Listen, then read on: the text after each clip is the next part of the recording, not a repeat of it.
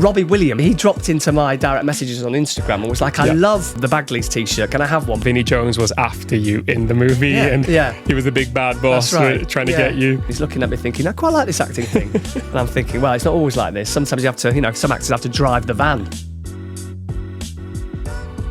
Hi everyone, I'm Nicholas Koev. Today I'm joined by a very special guest. He's a world-renowned actor, starred in films with the likes of Vinnie Jones, performed in London West End for both School of Rock and Les Misérables, and he's also a very good friend of mine. Oliver Jackson, thank you for being here. I'm sure if I recognise that introduction, it doesn't sound like me, but that's quite nice. So thank you very much. It's good to see you. I haven't seen you for a little while, so it's nice to to be with you in person rather than chatting over the phone. It's good to be here. Very true. Very good to have you as well. Good to finally see you again. I wanted to start off by talking about your acting journey. Primarily, tell us how you got into acting in the first place, what inspired you to become an actor, and talk us through your journey from early stage all the way to the peaks of your career, really. Yeah, goodness me, nearing 50 this year, so goodness me. I'd always been in a musical family, so music came to me first rather than the acting, but I'd been a cathedral chorister from the age of 8 years old, which was at a place called Ripon, so Ripon Cathedral in the north of England. And this was a great education really for music and the kind of discipline of having to perform music on a regular basis. We'd be in the cathedral, literally services every night, maybe 3 services on a Sunday. So from the age of 8, I went away to school. I was on a scholarship. All the fees were paid for to be in that place. And I loved that. And I love the discipline of music and the discipline of performance, I guess. But I was always into my sport and other things. But as I progressed into my teenage years, I realised that actually I could sort of combine the singing with the theatre, so sort of doing musicals. My parents had been to see Les Misérables in London, and they'd come back with a double vinyl, because that's how long ago it was in the 80s, and said, this is an incredible musical, you want to listen to this? And I did, and I loved it. And there was a character called Gavroche in that, who was a young lad, and he was an amazing character. I thought it was brilliant. So I started thinking, maybe I could do that as a job, but I was really into my sport. So I was then on a music scholarship to my senior school, and there was lots of drama there, lots of kind of performing and theatre opportunities. So I started doing musicals and then auditioned for the National Youth Theatre and got into that at the age of 16. So that was the kind of beginning of what you might call my kind of journey, or the start of a career into theatre. And then very quickly realised that I wanted to go to drama school in London rather than a traditional sort of university route. But my parents insisted that I stayed at school until 18, although I was keen to go at 16. They said, get all your exams done and then you can go. So that's what I did. So did you go at 18? I went at 18. Yeah, I got into 2 drama schools actually at the age of 17. People might be interested, but one called Mount View, which is one of the top musical theatre colleges and still is, and a place called Guildford. But then they didn't have degree status, so it was hard to get funding. So I took a year out and taught drama for a year at a school in Dorset. And by funding, you mean student loan, right? Basically, you'd have to pay, or parents would have to pay for the whole fees, as well as any subsistence and living expenses. So it was hugely expensive. There were opportunities to get scholarships, and I did audition and get very close for a full scholarship that year, but unfortunately didn't get that. So I took a year out, and then I auditioned again for a college called Rose Bruford, and I got in, very, very pleased, and I did 3 years then, which was my 3-year professional training, and that was a degree course, a degree in acting. Wow, so you really have been sort of doing performing arts most of your life, since the age of 8. Yeah, and my mum's got 3 brothers, and all of them are very, very musical, play the piano. I play the French horn, not now, but I got to grade 8 on the French horn at the age of 15. So a pretty high level. Pretty high level. So I did toy with the idea of maybe going into music and music college, but I think the theatre bug had sort of got me. And I was convinced, when I realised I wasn't good enough to be a professional cricketer, because that's also what I wanted to do, I thought, I think theatre and musical theatre and doing all that will be a really good alternative to a proper job. Yeah. So that was the plan, So you start college, you're 18 years old. Yes. And how do you transition from being a student to graduating to then working professionally and making a living, essentially? Because we hear all the time about struggling actors. We hear that it's a very competitive industry, that it's difficult to make a living, and that you're either struggling or you're at the very top, multi-millionaire, A-list star. So what does it look like, first of all, in between, and also as a regular ongoing job, if you will? Yeah, and it's interesting you say that, because I say to students that I teach now and teach acting to that, there's no set rule as to how you pan out from college into the professional world. A lot of it is talent, but only a small part is talent. A lot of it is luck. So, you learn everything that you learn at drama school, but really it's a means to an end, and you want to get an agent when you finish college. I was very lucky, actually, that I had a brilliant musical director that taught me at college, who's still a friend of mine, a lady called Kathy Jays, and she was working at the Open Air Theatre in Regent's Park. And at the end of my third year, or halfway through my third year, she said to me, I'd like you to come and audition to be one of the graduates going into this company, which was a wonderful opportunity. And to cut a long story short, I went and auditioned, and I got in. So that was my first professional job at the Open Air Theatre in Regent's Park, doing 2 Shakespeare productions and 1 musical. So straight away I was working. My contemporaries at college were still having to do all of the showcases for agents, but I'd kind of got going quickly, which was the perfect start. And you went the theatre route then? I did, yeah. Rather than trying to get straight into TV shows? Point. Yeah, I just thought I wanted to do musicals at this point. Yeah. And then while I was doing that show, I then got an agent. Yeah. And then it sort of kicked on to another level. But really, I mean, the thing is, and I say to students now, is you want to get to a good college, train, learn all the things that you can learn there, but really you then need to be in the shop window with an agent looking at you who's going to sign you, and on you go. And that's to do with a look. And do you think it's vital to get an agent in today's world? So the way the industry is it much more likely that I'll get a lot of auditions through an agent rather than me trying to find them myself, trying to make connections myself? Speaking, generally speaking. Of course, now, and we didn't have social media when I was doing it, there are ways that you can promote yourself and perhaps go down that route of getting high numbers of followers. And those things appeal to the money people, I guess. Because now you might have 3 actors that a producer wants to take on board for a production or a film or a big theatre thing or a panto at Christmas. If one of those people, one of those actors has got a massive following, they'll probably go for them.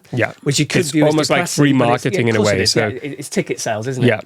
So you could do that, but I would suggest that really you need to have an agent. There are ways, but I think it's going to be even harder without representation. Certainly for telly and film, you just don't find out about things without an agent. So that's how that works. So let's go into that a little bit. I'm a new upcoming actor or aspiring actor. I can see that. Thank you. How do I go about finding an agent that wants to work with me? Is it just luck of the draw? I need to be at the right place, right time? Or can I myself take some actions to try and engage agents? Again, I think if you leave drama school without an agent, what you can do then, so obviously at a drama school, you'll have showcases where agents are invited en masse to come and look at you. So that's the perfect opportunity. If you kind of fail at that hurdle or you don't get much interest, you can do fringe theatre. You can maybe do short films, kind of up-and-coming directors or writers that want to make films. And you could get some material that you can put together a show reel to then send via email and target agents and hope that some of them will open those emails. But that's a battle. I've moved agents several times over the years for various different reasons, which we could perhaps go into, but they don't always acknowledge it. They may acknowledge it with a very polite sort of standard reply of, looks good, but no thank you.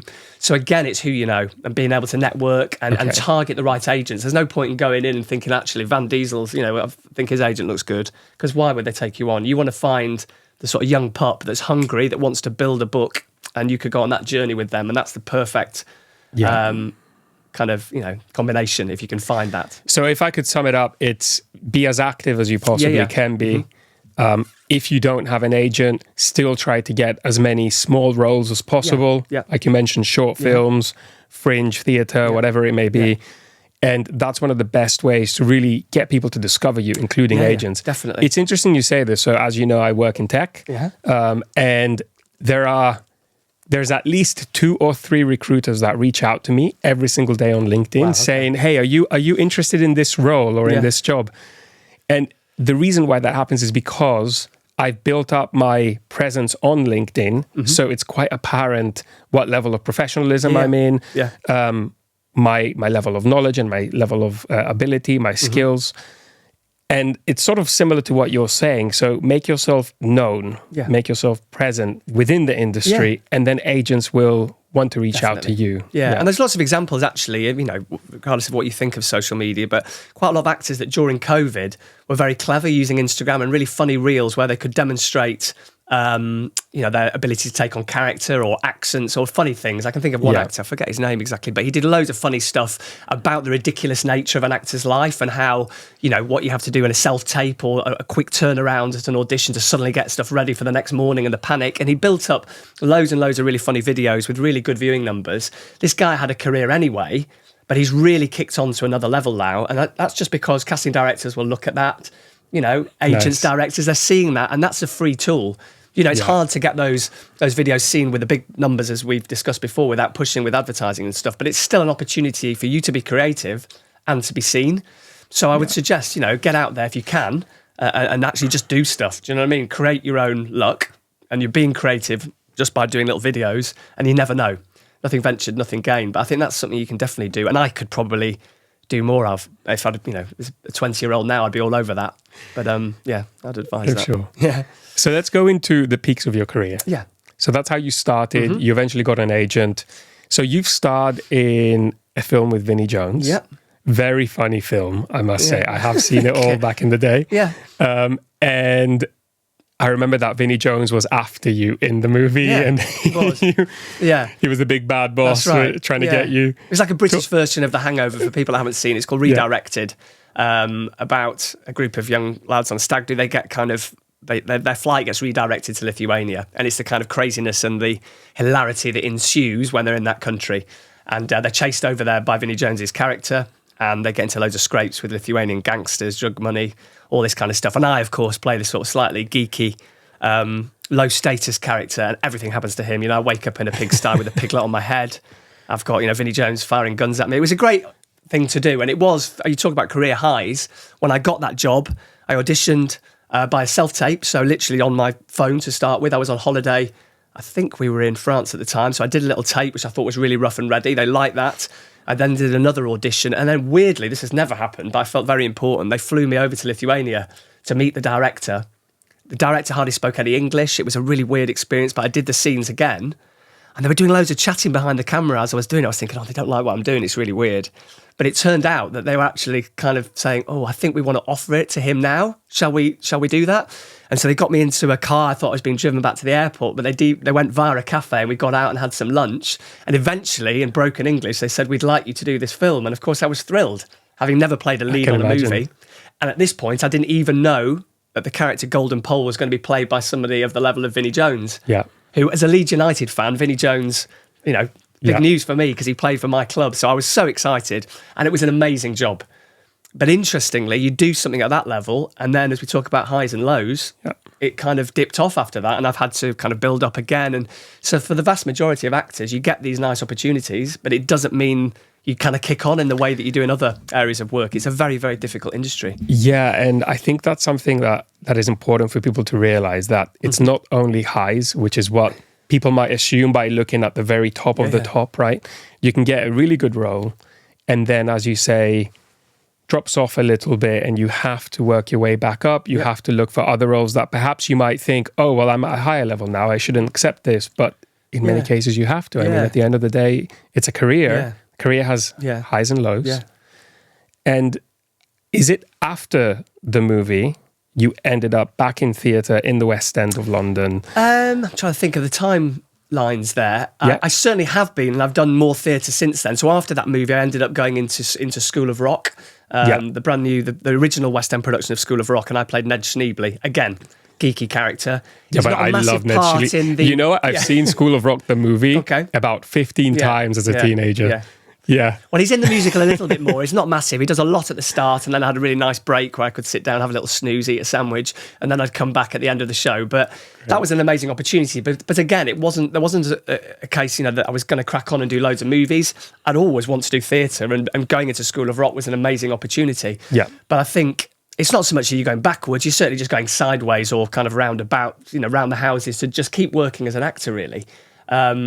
And as we've spoken about lots of times, it is a challenge to constantly be employed as an actor. You have to kind of do different things, and we'll maybe talk about that in a minute. But that's certainly, I went back to theatre and then did Les Misérables after that again. I've done Les Mis a few times, as we'll touch on. I remember you had already done it once when we met. Yeah. You were then taking a break. Yeah. and then you went back to it. Yeah, just shortly before, after we met, that's I believe. Right. Yeah, just before COVID, I did what was called the stage concert version, and we had Alfie Boe was the lead guy in that. Michael Ball, if any musical theatre fans will probably know those names, and Matt Lucas, famous from Little Britain. He played the comedy character Thénardier in that production, and that was amazing because they were very kindly. The director got in touch with my agent because he knew me of old, and they brought lots of people back in who'd done the show over the years to come and play parts, and it was a brilliant experience. I loved it, and then of course COVID hit. And then, my goodness, kind of changed the face of what we do and how we now as actors have to self-tape all the time. We don't get in the room with people very much. It's become a very different landscape for a professional actor and for, lots of people in the professional creative industry, I think. I'd love to pivot into your DJ career. So we met when you became interested in learning how to DJ, which is another form of performing arts. How did that come about? Well, I have always loved house music, and I've always gone to Ibiza, and I go to Ibiza most years. So I've always loved that. Even in my college days at drama school, a lot of people were going to see shows, and I did go and see shows, but people would be going to see bands and going to the sort of generic local disco or whatever. And I was going to all the clubs, like going to the Cross and to Bagley's, Ministry of Sound, Club UK, all those classic sort of the super clubs even back in the day. And I loved it. I always loved my music. And around the time that you're talking about, sort of School of Rock and just before COVID, I was thinking to myself, I wonder, when I come out of this job, I'm lucky to be working at the moment, but there's been real moments where I've had to sort of do, maybe bar work or all sorts of things. Just, I didn't have another income stream. And I thought, I wonder if there's a world in which I could teach myself to DJ. So I bought a little Newmark controller, terrible little thing. Yeah. And I plugged it into my laptop using Tractor for anyone that's into kind of software. And I remember my wife Zoe thinking, oh my God, what are you doing? It's like a midlife crisis. But in a roundabout way, I taught myself how to do, track to track. Some basic things, absolutely. Things. And I put on a night at my mate's pub in Bethnal Green, the Star of Bethnal Green, with a friend of mine. We promoted this night, and we got a couple of DJs in, and we sold a few tickets, and it was really cool. And I literally planned my set, track to track. Exactly. I had it written down on a little piece of paper, and I was like, okay, this is one's the next one. And people loved it. And I was like, this is a really That's how you prepared your playlist. Yeah, kind of just looking proper down. analog. Yeah, analog. Not even on my phone, just on a piece of paper. Yeah. And I can remember some of the tracks that I used, but it was a great night, and I was absolutely buzzing. I thought it was fantastic. Yeah. Anyway, time went on, and I started thinking, I can do this. And I started getting some bookings, even on the little Newmark controller. I remember, Yeah. And my mate, who was an actor from drama school, an actor called Danny Nutt, who's a really good DJ. He's got his own sort of children's party company, and he does. I think I've met Danny Nutt once in the library. You have? Yeah. He's a lovely lad, and he's very kind of proactive in the business sense, and he does loads of corporate bookings and still does. And he said to me, I've got an agent that wants DJs to DJ for office parties, for like quite a lot of people. We're talking like sort of 350, 400 people. Would you be up for it? And before I could even think of an answer, I just went, oh, yes. And of course, I'd only done a little bit of the mixing on the Newmark controller, but I got myself some track, downloaded loads of music that I thought was appropriate for this party. Anyway, to cut a very long story short, I got through the party. Probably wasn't great. I remember people asking me for music and I didn't have it, and people looking at me like, why are you playing this stuff? But I was good enough, and I continued to get bookings. But then I started thinking, I need to really go back to the beginning and learn how to mix properly, learn how to mix on vinyl, learn how to mix on CDJs so that I can go into a club with a USB stick. How do I do that? So I Googled, I live near Milton Keynes, I Googled DJ lessons, Milton Keynes. And there, he popped up, your good self. And so we made contact, didn't we? And I booked in for several lessons, I think. I don't know if you remember how. Yeah, I think it was 12 lessons you booked in, actually. I did loads, didn't I? Because that was what we recommended at the time for the amount of lessons you'd need if you were a complete beginner wanting to get to club performing or professional DJing. And 12 lessons would cover all the music theory, how to use the tech, how to mix tracks, how to beat match without using the sync button. Yeah. Which I've never used under your guidance. I'm proud to say I've never pressed it. Very good. Yeah. And you came into that studio. Well, it was a home studio actually. It was fantastic though. But we had all the equipment. We had CDJ 2000s and we set off on the journey of teaching you how to DJ, although you already were very musical, which I believe helped a lot. I think that did help. I had a musicality, so I certainly knew about track selection and key and all those things that was very, very familiar to me. Yeah. But I certainly... And even keeping rhythm, being able to identify, the segments of tracks, so like the beats and the bars and so on. I think your musical background helped a lot. Yeah, and that's one of the reasons why I believe, in my opinion, you probably kept getting invited for more and more gigs because you probably do a very good job. And other people, out of those 300-400 people, would say, "Oh, I'd like him to perform at my event, whatever it may be, private event, wedding." Yeah, it's very kind of you to say. I think it's a combination of what you just mentioned, but also being a nice person, whatever you're doing, trying to be easy to work with. Yeah. And of course, as well as playing the music, you've also got to liaise with the agent, the people putting on the production, the client. Those things, you can't underestimate that. And actually, in the DJ world, certainly in the corporate setting, I find that my acting skills really complement that. Because a lot of DJs, they might be amazing DJs, but if there's a cool guy who just likes to stand in the corner wearing all black and sort of mumbling and smoking a cigarette, he's not going to be great if he can't be a different version of a DJ in a corporate setting. And some DJs hate that, but I was more than happy to learn that skill, to be a house and disco DJ, but also be very comfortable playing multi-genre, open format. And I'm proud to say now that I can do that with bells on. So that's something I've really learnt. Yeah. And it took me a long time, though, to get over the sort of imposter syndrome, because however good I was being told I was, or maybe people were giving a good reaction, I always felt a bit like, no, but I'm an actor. Acting's in my bones. I've done it for so long. Whereas the DJing, we're only talking maybe 10, 12 years now, I guess, if that. Yeah. So... But yeah, that's how I got into that. And I'm very grateful that I now can do both things and they complement each other. It's a really good point you mentioned, because like you say, when you're doing anything in the performing arts industry, you are a business. So to be able to conduct yourself in a professional manner, to be approachable, I think there's skills that not everybody thinks about but are vitally important to succeed in this industry. Because no matter how good you are, if you're stuck up, if you treat others unwell, I'm not going to want to work with you. 100%. Most people are not going to want to work with you. So you definitely have that. And beyond that as well, you are, in the most positive way, an eccentric performer. So when you're on stage, you really try your best to get the crowd moving. You dance yourself. You really try and kind of lead the way in terms of the energy you're looking to provide your audience. And I'm guessing that also comes from acting as well. Of course. I mean, if nobody is responding at all, I'm sure you're not going to keep that up much. But I think as a result, people respond a lot more positively to someone who is actually performing rather than just pushing play on a button. Yeah. I like to think so. And as I say, I think, when you get a crowd that are really up for it, then you can't help but be up for it yourself. And I think if you give good energy and give them permission to have a great time, then that comes back, with bells on, it comes back a lot quicker. So I think that's a really important thing. And you can teach that to a certain degree. But again, as you say about trying to be a nice person, I say to the students that I teach acting to, do all this stuff at college, learn technique, good agent, all of that is absolutely imperative, but don't be a dick. Do you know what I mean? If you turn into a nasty piece of work or someone with a bit of an edge about you, people aren't going to want to employ you. Of course, there's always exceptions to the rule. There's always somebody you go, but they are exceptions. Yeah, that person, why does he keep working? Why does she keep working? Whatever.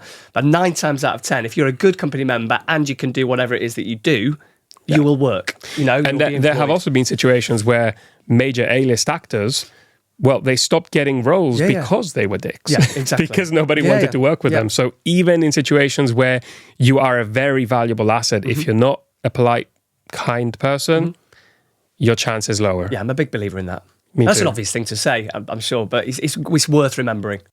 So during your DJing career, if you will, you also started a clothing brand called Slimson. And you've had a fair amount of success with that. But rather than me tell the people about it, why don't you tell us about it? Jack of all trades, master of none.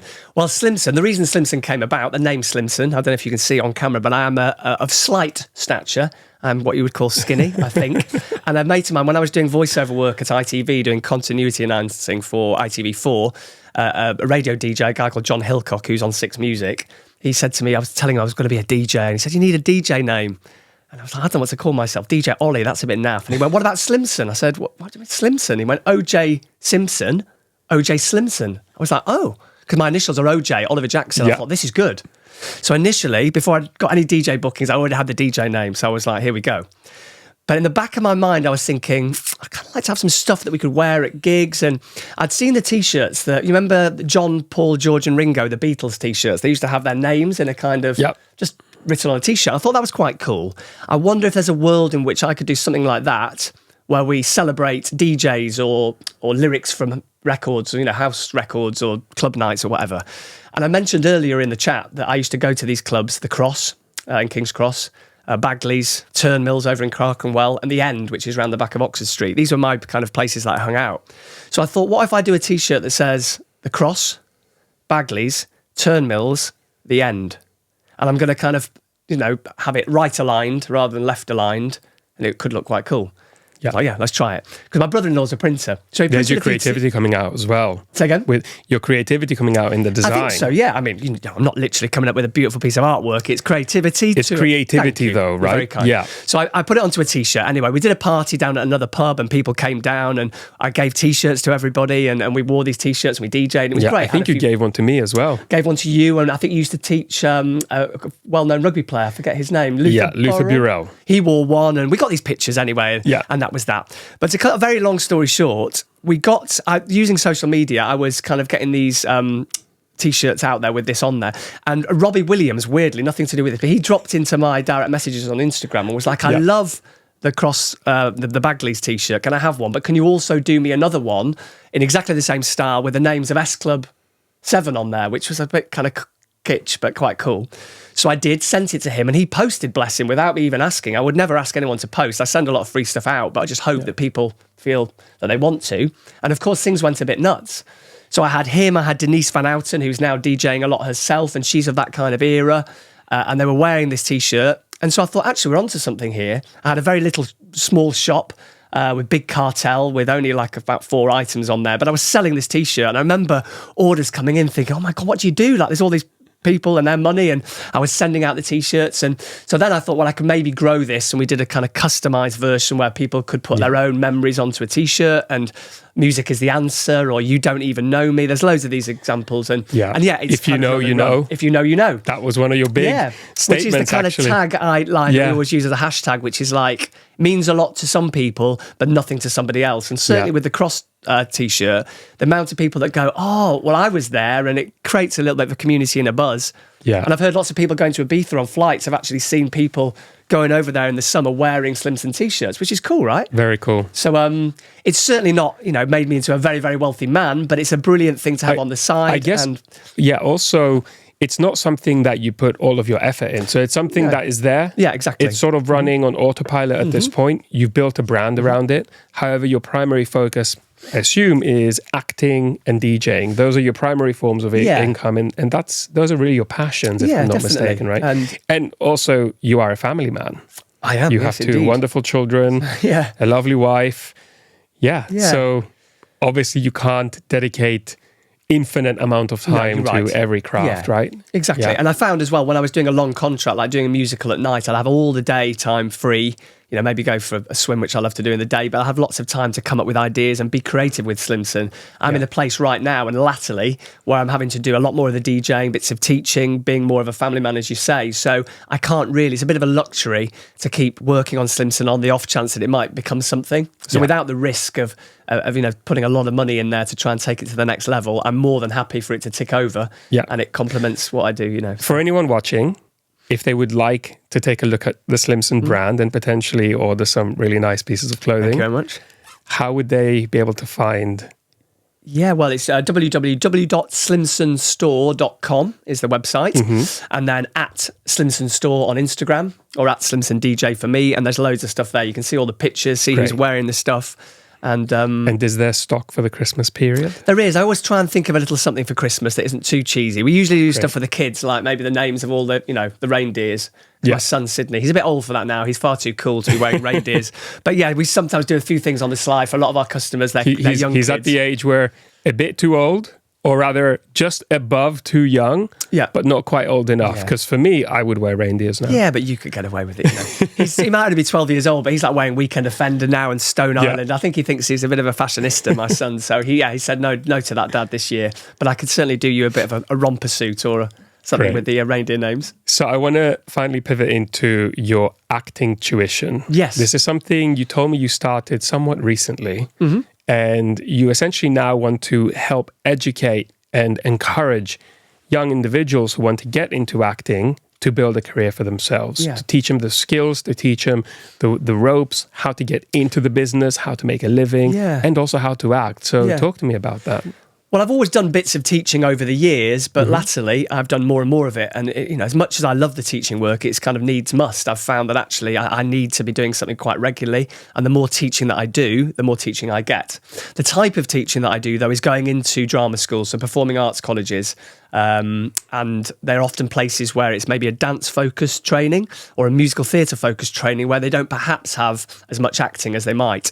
And so a lot of these colleges, some kids are really natural actors or think they might want to go into acting, but they've never really done it and they don't know how. So I really enjoy that, and I find that I can turn around what they think they know about acting to what they actually do know about acting, and really bring out sort of the ability that they clearly have within them quite quickly. So maybe with your help as well, we're going to talk after we record this. I'm actively looking into ways that perhaps I could be more of a one-on-one acting coach and do that, a kind of in an online setting, or perhaps a one-on-one in person here in London.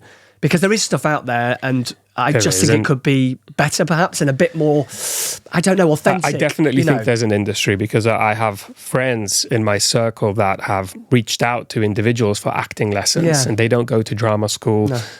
I can imagine probably teaching in drama school. One, it's exciting for the pupils because there's this actor who's working professionally in the industry for the last 20 years, and he's coming into the school to actually educate them, teach them.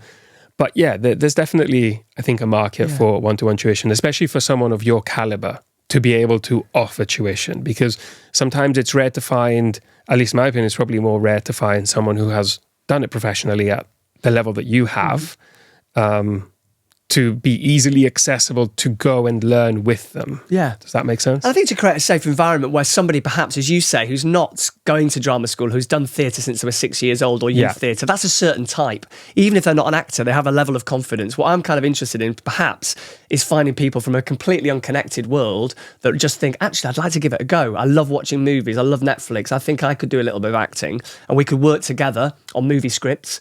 Maybe self-tape them, record them, watch them back, that kind of stuff. Yeah. I'd like to maybe be able to create a world in which people would feel safe to come and do that. And even if it's just, I do bits of that in a corporate setting where we do training to deal with and help people be more confident public speaking or how they present themselves. But I think there's lots of things that could cross over from the acting world, and, directing somebody to bring out a performance of whatever that might be that would help them in other areas of their life. So watch this space, but that's kind of what I'd like to do more of, really. So if people want to follow your journey in acting, tuition, coaching, would it be best to follow you at Slimson DJ? At Slimson DJ, yeah. That's kind of what I do. My whole, world of working life is there rather than Slimson Store. So at Slimson DJ. Yeah. And then I think, over the coming months, I'll try and maybe find something specific that I could have, whether it's a website or, another Instagram page purely for that. But definitely watch this space. Yeah, just drop into my direct messages. People that's do what I was going to say. So if anyone's interested now to actually reach out for some one-to-one tuition. Yeah, there's a link tree on my, at Slimson DJ, there's a link tree there with all the information about what I do. Just drop me a direct message and we can chat. I do that already with a few students in London, but I'm looking to actively kind of, broaden that and see where we could, take that going forward. Great. Exciting times, yeah. Fantastic. Thanks, Ollie. Do you have 5 more minutes? Of course I do, yeah, let's go. Lovely. So we can talk a little bit about Sydney. Yeah, my son. Your son. So... Yeah. He's sort of, he hasn't fallen far from the tree. No. If you will. Yeah, he's making light work of showbiz right now while I'm talking about how you need to, kind of diversify and do lots of things. He's 12 years old and he's already, he's been acting since he was 6 years old. He didn't say to me, Daddy, I want to be an actor, but I thought I knew an agent that was interested in representing him. He's kind of a cute looking, he certainly was a cute 6-year-old, and I think he's still a fairly cute 12-year-old, if I say so myself. But yeah, he did. His very first job that he got was playing Prince Edward in The Crown on Netflix. Yeah. So it was a great start. And that was his very first job. And it was amazing, he was so brilliant on it, and I was so chuffed for him. And it was an amazing experience, to work with an Oscar-winning actor, and just incredible locations. And I remember the first day, a car rocked up and beeped outside for like a 5:30 pickup in the morning. And it's the most incredible car, like a BMW, blacked out windows. We get in, the heated seats and what have you. And he's looking at me thinking, I quite like this acting thing. And I'm thinking, well, it's not always like this. Sometimes you have to, some actors have to drive the van, to where they're going, or you have to kind of, take their own lunch in on a meal deal. Yeah. But he was treated really, really well. He did a great job on that. And because of that, of course, as a 6-year-old, if you've got that in your locker, then casting directors and people are interested in what you could do going forward. So at the moment, you might have seen him. He's on the Christmas advert for Lidl, which was shot by Tom Hooper, Oscar-winning director. So he's worked with a couple of Oscar winners at his young age. And that's a brilliant advert, which he shot in Slovenia over the summer, where they had to create loads of fake snow.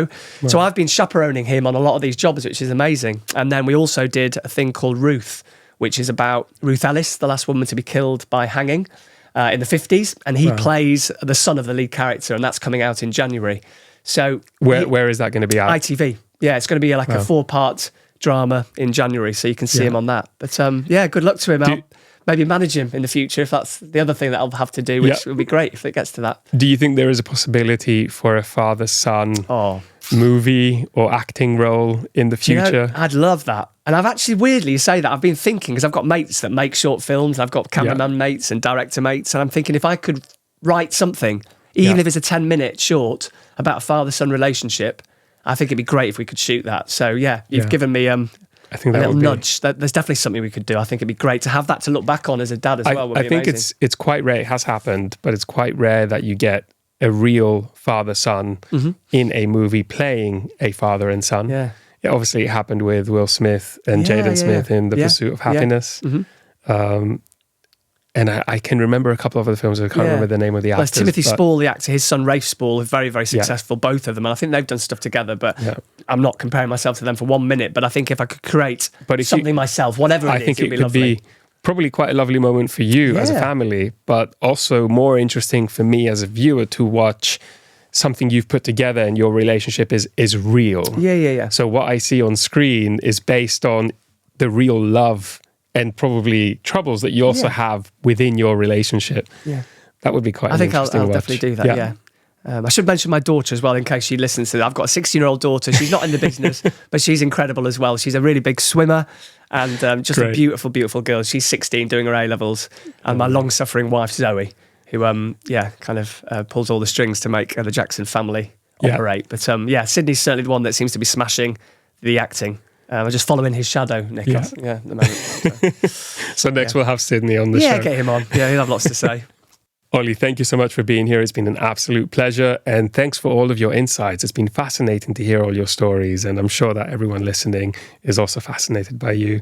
Please reach out to him if you're interested in any really cool clothing from Slimson store, or acting tuition at Slimson DJ. Thanks again for being here. Thank you so much for inviting me on. It's been great. Cheers, mate. Cheers.